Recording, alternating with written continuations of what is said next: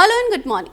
This is Ananya and you are watching News Flash. Welcome to the morning bulletin. The Directorate General of Civil Aviation has issued a critical safety advisory to all airlines following the eruption of Ethiopia's Haile Gubbi volcano. Volcanic ash from the eruption is drifting across parts of Middle East, affecting air routes that pass through the Muscat Flight Information region. Let's move on to the next news. A massive volcanic ash cloud from Ethiopia Haile Gubbi volcano, which has erupted for the first time in thousands of years, has drifted towards India, with the ash plume reaching Delhi's skies at around 11 p.m. on Monday. As ash moves towards Indian airspace, several flight operations begin to face disruptions, and officials warn of further cancellations and diversions through the night and into Tuesday as conditions worsen. Let's move on to the next news. India has further streamlined travel for visitors from the United Arab Emirates by expanding its visa on arrival facility to 3 more international airports. This update marks a significant boost for UAE travelers, allowing a smoother entry, reduced paperwork and greater flexibility when planning leisure, medical, business or conference trips. Let's move on to the next news. Ayodhya has been placed under the unprecedented security blanket ahead of Prime Minister Narendra Modi's visit for the historic flag hosting ceremony at the Sri Ram temple on Tuesday. Acting on Chief Minister Yogi Adityanath's direction, the administration has deployed thousands of personal anti-drone units, NSG snipers and a specialized surveillance team across the temple town, with massive crowds expected and the event drawing nationwide attention. Ayodhya has effectively been converted into a high security zone to ensure seamless coordination,